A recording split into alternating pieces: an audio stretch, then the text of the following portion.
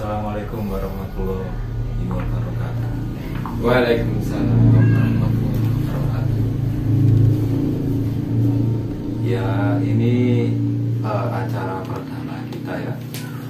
Acara perdana di seri TV yang mengangkat soal cerita pejalan. Tapi versinya versi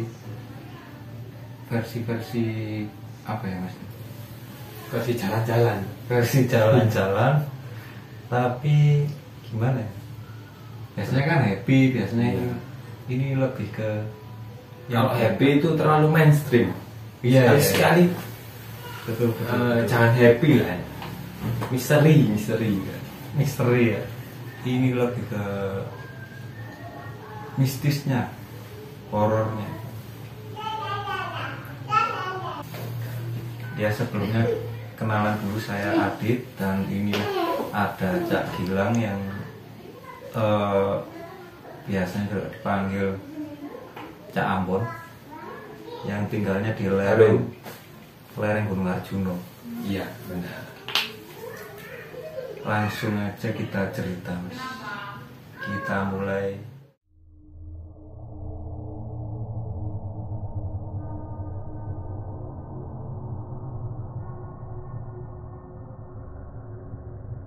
Oke, cerita kita mulai dari perjalanan kita yang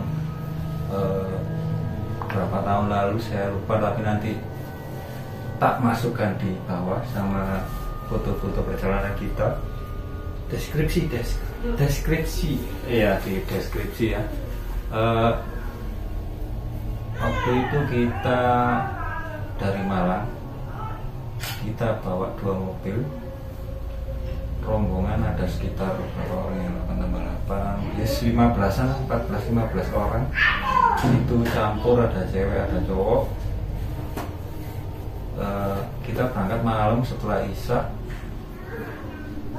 Kita ketemunya itu 2 mobil kan muter-muter dulu di area Malang Kota buat nyebut. Kita ketemu di Karangkates waktu itu. Awalnya sih nggak ada masalah ya, perjalanan enak, seneng-seneng aja ya. Soalnya kan besoknya itu libur. Iya, Liburan. Sampai ketemu. Tujuan kita waktu itu ke Trenggalek atau Tulungagung? Tulungagung ya. Tulungagung, tujuannya ke pantai di Tulungagung. Waktu itu saya nggak tahu kalau Mas Gilang udah punya dikasih tahu sama teman-teman. Saya nggak tahu nama pantainya apa waktu itu. Cuma kita ke pantai di daerah Tulungagung gitu. Terus nyampe di sana, kita ke temennya salah satu rombongan kita, temennya Vidi ada di sana. Jadi kita singgah di situ ya. Singgah di situ dulu sambil nunggu pagi. Kita nyampe kira-kira jam berapa ya? Jam 2 dini hari ya, dini hari. Terus kita istirahat dulu di situ, istirahat sebentar ya, sampai subuh. Kalau misalnya subuh kita baru berangkat menuju pantai. Perjalanan paling kurang lebih itu 1 jam lebih, 1 jam. Waktu itu yang nyopiri sampai Anda ya? Ya, saya. Dari perjalanan dari rumah temannya Vidi ke pantai itu gimana Mas? Maksudnya dari treknya atau ada kejanggalan atau lancar-lancar aja apa gimana? Waktu perjalanan dari rekan di sana itu menuju pantai itu aman-aman aja, nggak ada masalah sedikit pun. Guys, namanya liburan kita harus happy gitu. Iya, masih guyon-guyon, masih Iya, ketawa ketiwi. Iya, yang ngengas, pelengah ya yes, wajarnya orang liburan lah, Iya. gimana gitu kan. Masih guyon-guyon. Terus sampai di lokasi juga saya masih nggak ada apa. Masih biasa lah, masih happy, kita masih guyon-guyon di situ, masih sampai di parkiran di pintu gerbang di situ saya sih nggak banyak ngobrol sama orang sekitar ya, yang ngobrol sama orang sekitar kebanyakan Cak Ambon. Mungkin bisa diceritakan waktu datang ke situ gimana?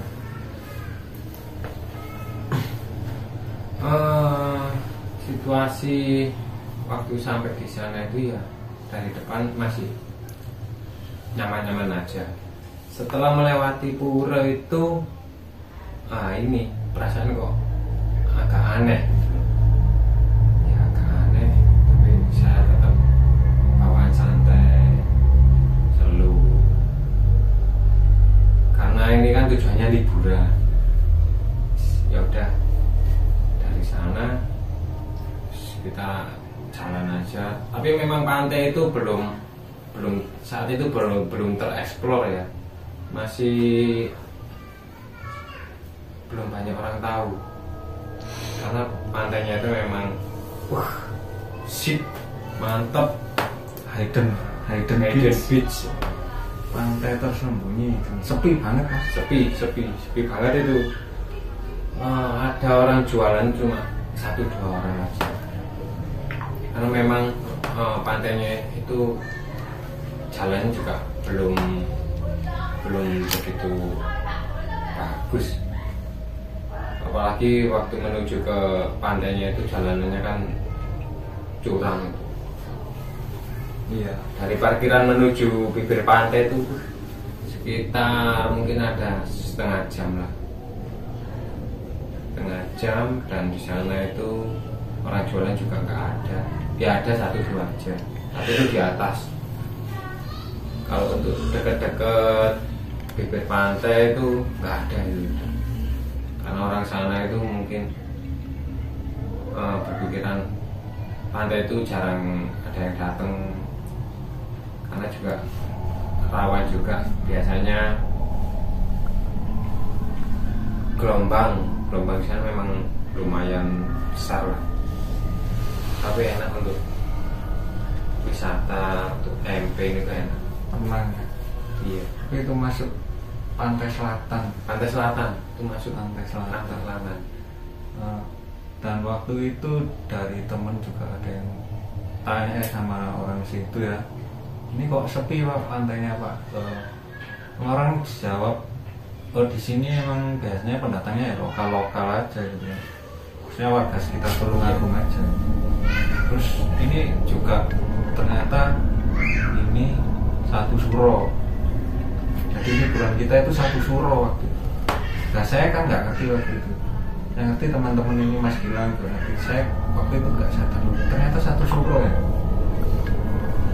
itu ceritanya. Makanya sepi, di samping memang pantainya tersembunyi juga momentumnya pas satu suro. Nah, kalau mitosnya orang Jawa itu gimana Mas kalau satu suro Mas, kita keluar itu Mas? Kalau mitos dari sesepuh Jawa itu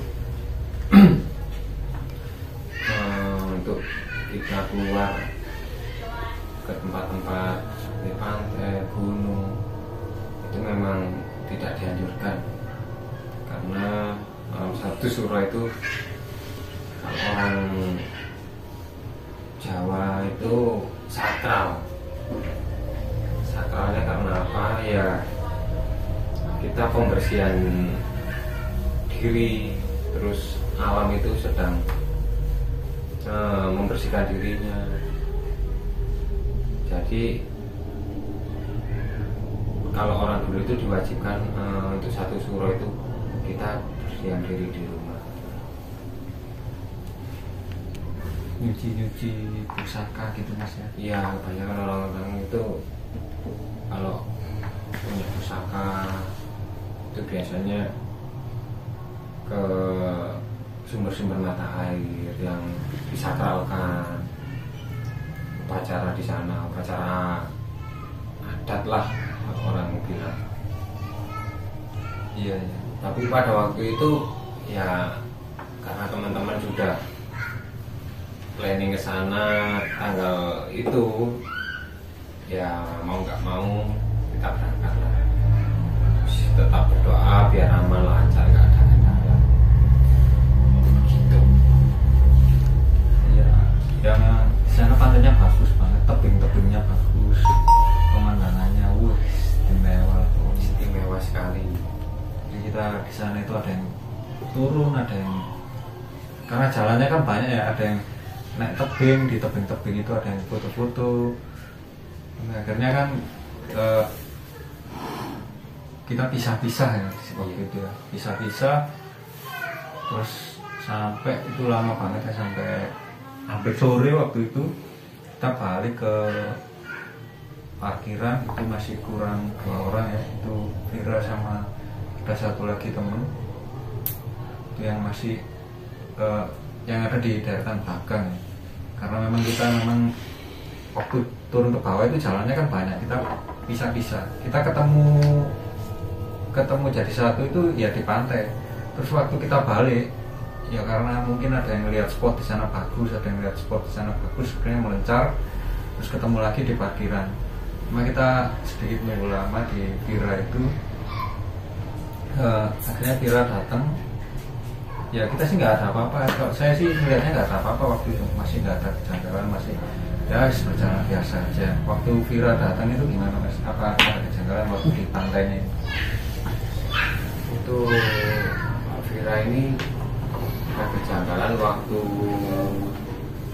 dia main di tebing itu, yang batunya tajam-tajam itu kok udah orangnya Mbak Vira ini udah aneh lah. Udah kalau orang Jawa itu udah membo-membo itu udah kayak bukan Vira lagi. Tapi ya saya diem aja, nggak banyak bicara, tapi tetap waspada, tetap saya pantau sampai pulang akhirnya mas ya. Kita balik perjalanan pulang. Nah di pantai sih saya nggak ngerasain, cuma yang mungkin ada beberapa temen itu ngomong kayaknya nggak enak, hawanya nggak enak atau gimana gitu. Ada beberapa temen yang pernah juga, salah satunya juga Cak Ambon ini juga ngerasain kayak aneh gitu kan. Akhirnya kita pulang, terusnya kita nganterin temennya Vidi dulu di rumahnya situ. Akhirnya terus kita pulang itu malam setelah maghrib. Iya, setelah maghrib, setelah kita istirahat. Nah itu di tengah jalan itu baru di sebelah saya itu ada satu teman yang bilang, kamu ngelihat nggak itu di depan mobil itu ada yang aneh gitu. Itu saya nggak ngerti yang aneh apanya gitu. Sampai akhirnya mobil itu berhenti di satu tempat. Di tempat itu langsung parkir.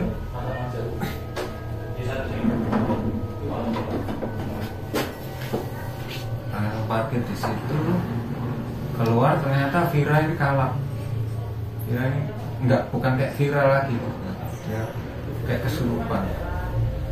Situ ada satu security, orangnya itu orang timur, orang di daerah timur itu. Dia akhirnya baca ayat kursi, baca ini, akhirnya agak tenang kan. Terus kemudian kesurupan lagi. Akhirnya teman-teman kayak Mas Gilang akhirnya nyoba duduk dan mencoba menenangkan. Saya juga deketin Vira, tapi ternyata saya diusir sama yang masuk di Vira ini. Saya diusir, bilangnya saya nggak suka sama kamu pergi gitu. Akhirnya saya menjauh, akhirnya di handle sama Mas Gilang. Nah ini yang tahu gimana itu mas, waktu di jalan tuh apa sih yang ini yang sampai ke Vira ini? Selama perjalanan pulang itu saya kan urutan mobil di belakang, urutan kedua, mobil kedua. Nah dia selama perjalanan itu mobil itu banyak yang ikut gitu loh, yang ikut. Saya pikir ya biarilah, saya soalnya nggak sampai ganggu. Ternyata kok semakin mau malam itu ternyata di dalam itu kok aneh gitu loh. Jadi mobil itu di atas itu udah istilahnya ada kayak genderuwo, terus ada di yang belakang, paling belakang itu ada perempuan, yes. Oh, banyak yang ikut naik ini ya. Iya. Sosok-sosok itu Ada kayak mirip kuntilanak kayak gitu, itu ada. Ternyata si Mbak Vira ini kenapa sampai dia kerasukan? Ternyata dia waktu di pantai itu nggak sengaja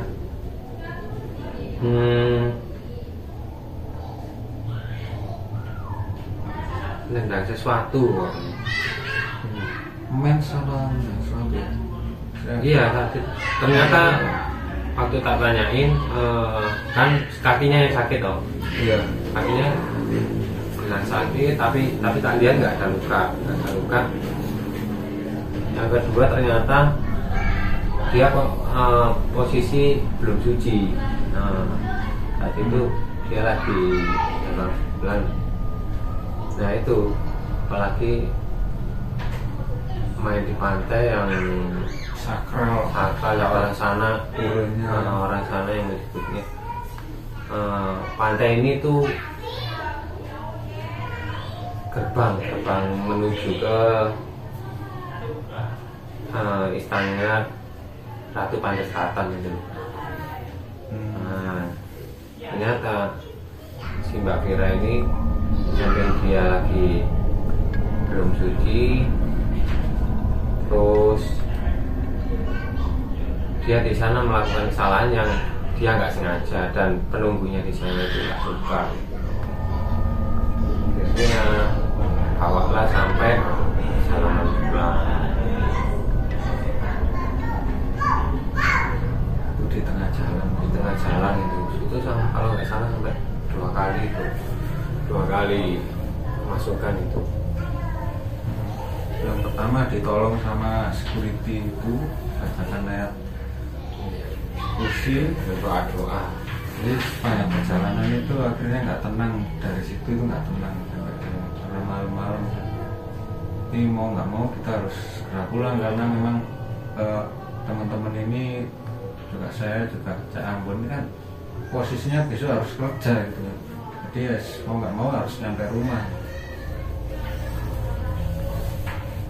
Tapi itu tenangnya gimana mas? Posisi dia bisa, maksudnya tenang akhirnya setelah 2 kali itu?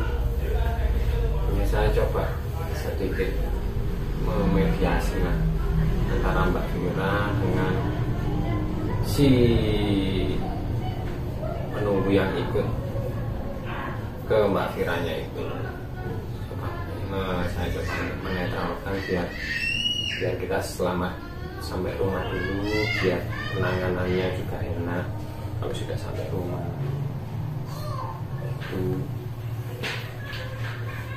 Ya alhamdulillah akhirnya sampai rumah semua. Ya alhamdulillah sampai rumah dengan selamat. Kita akhirnya semua balik ke rumah masing-masing. Tapi ternyata selama di rumah Mbak Vira ini kerasukan lagi dan lebih parah. Ya, sampai di rumah itu dapat 1 hari kalau nggak 2 hari itu Vira itu kerasukan lagi kan.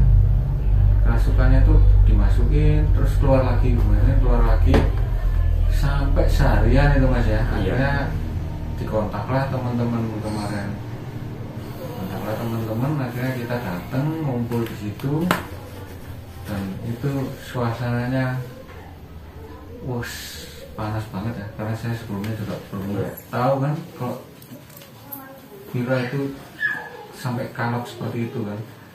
Jadi ada satu temannya Vira yang bisa kayak gitu, bisa maksudnya bisa peka lah, bisa untuk membantu itu. Akhirnya ternyata malah balik lagi, dia bisa keluar sebentar tapi akhirnya balik lagi, keluar sebentar. Akhirnya Cak Gilang datang juga, terus ada satu teman lagi Jadi waktu itu saya itu posisinya melingkar gini ya, melingkar sama teman-teman ini. Mas Gilang ini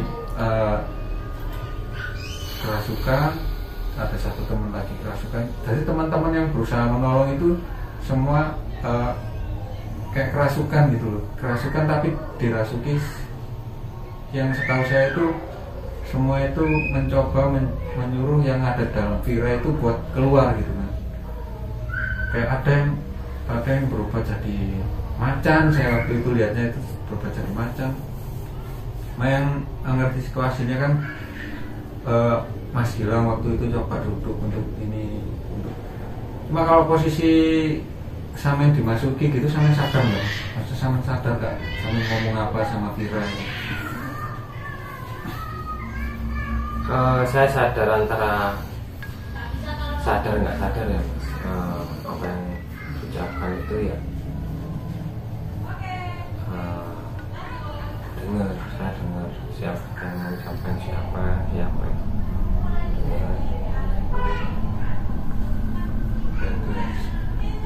Jadi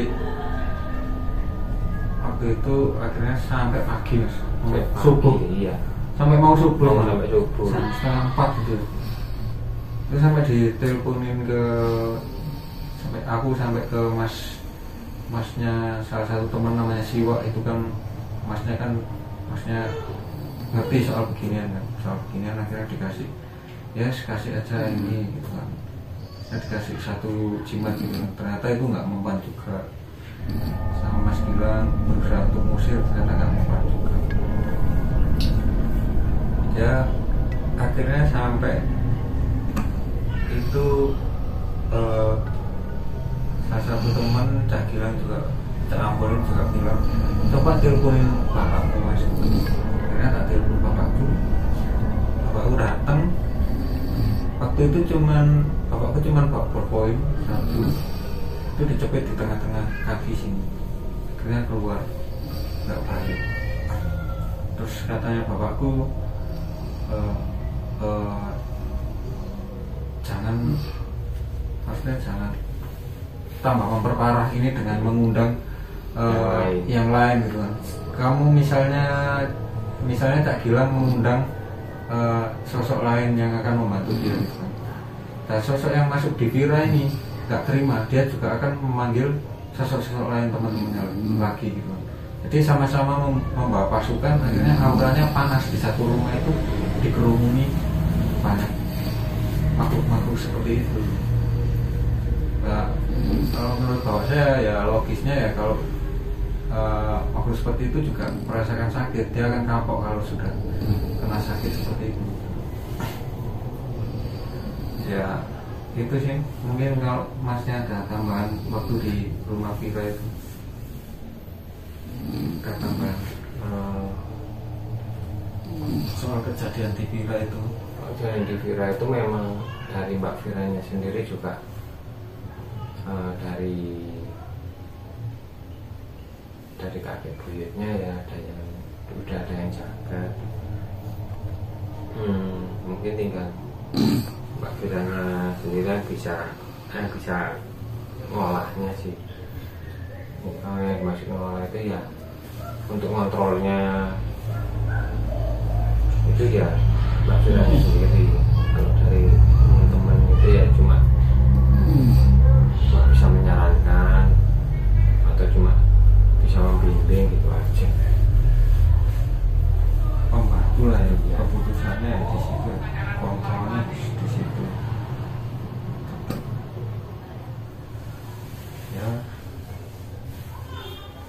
Ya kalau dari perjalanan tadi itu yang bisa diambil sebenarnya ya kita jalan kemana aja itu harus istilahnya ya berdoa dulu lah, berdoa hati-hati gitu, karena banyak rintang-rintang yang di luar apa yang kita lihat kasat mata itu.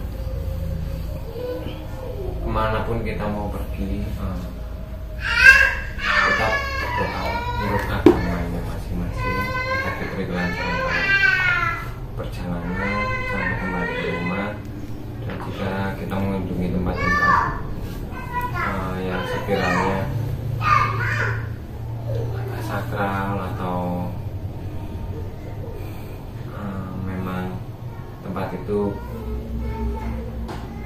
tempat-tempat yang masih baru, itu sebaiknya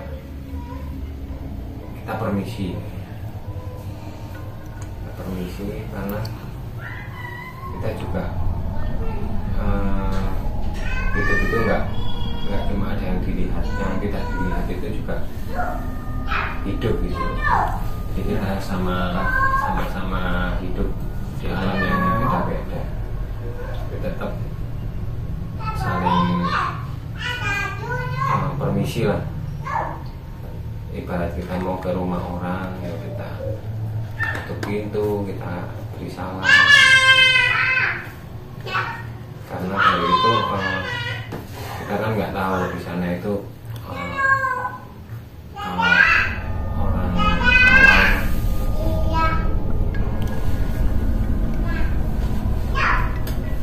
Bismillah atau gimana.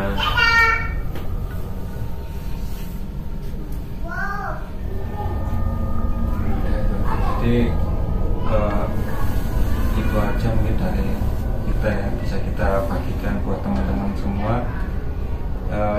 Untuk detailnya mungkin kalau teman-teman pengen dapat versi lain dari Vira atau dari teman-teman yang lain, mungkin kita sebutkan nanti, ada teman-teman di mana aja, di fotonya ada, nanti teman-teman pengen dapat versi dari Vira atau dari siapa lagi, Mas Kobi, dari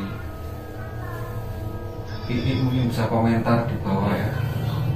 Ada beberapa teman kita yang ada di situ yang mungkin teman-teman pengen dengar ceritanya langsung, karena mungkin dari tiap versi kita pasti berbeda, meskipun kita satu jalan, kita punya cerita versi masing-masing.